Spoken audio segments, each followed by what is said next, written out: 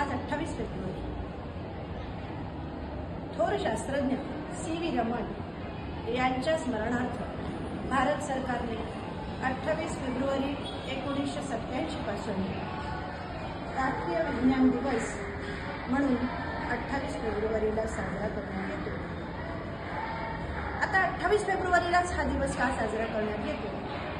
त्या दिवशी काही सी.व्ही. रमण यांची जयंती नाही किंवा पुण्यतिथी पण नाही, तर 28 फेब्रुवारी या दिवशी त्यांनी आपलं संशोधन, जगप्रसिद्ध संशोधन, ज्यात त्यांना नोबेल पुरस्कार मिळाला, असं संशोधन त्यांनी जगासमोर मांडलं आणि म्हणून 28 फेब्रुवारी हा दिवस राष्ट्रीय विज्ञान दिवस म्हणून आपल्या भारतभर साजरा करण्यात येतो।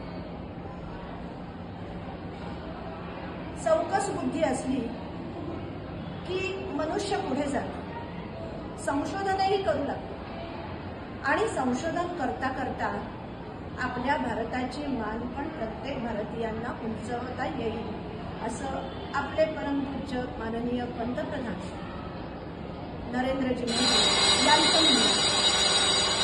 त्यासाठी झालं असं, सी.व्ही. रमण यांच्या बाबतीतलीच घटना आहे। झालं असं, एकदा ते समुद्रमार्गे जहाजातून प्रवास करत होते। समुद्राचं पाणी त्यांना निळं दिसलं।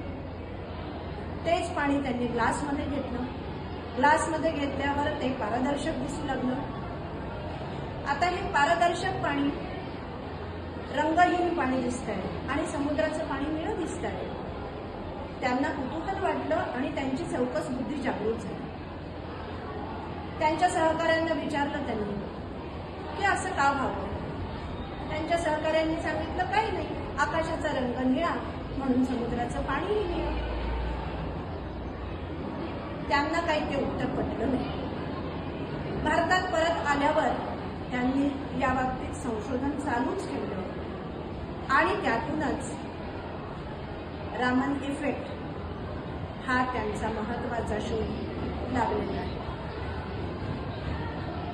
आता रामन इफेक्ट म्हणजे काय हे बघूया। प्रकाश जेव्हा पारदर्शक पदार्थातून जातो तेव्हा त्याची ऊर्जा बदलते आणि ऊर्जा बदलतानाच त्याची तरंगलांबी पण बदलते आणि हेच मूळ आहे त्यांच्या रामन इफेक्ट या संशोधनाचं। आता याचा उपयोग काय आहे? उपयोग कसा आहे? अनेक गोष्टींमध्ये याचा उपयोग केला जातो आणि करताही येऊ शकतो। कर्करोगाच्या सुरुवातीच्या टप्प्यात, पहिल्या टप्प्यामध्ये कर्करोगाचं निदान करण्यासाठी याचा उपयोग होतो। याचा उपयोग ड्रग्सची तस्करी रोखण्यासाठी होऊ शकतो। कुठे स्फोटकं ठेवले असतील तर ते बघण्यासाठी सुद्धा याचा उपयोग होऊ शकतो। अवकाशामध्ये सुद्धा याचा उपयोग भविष्यात होऊ शकतो। असं अनेक उपयोगी रामनचा परिणाम या शास्त्रज्ञांनी आपल्याला देऊन ठेवलेला आहे आणि मोठी देण ही आपल्या भारताला मिळालेली आहे। अशा या शास्त्रज्ञाला आजच्या दिवशी आदरांजली वाहूया। धन्यवाद।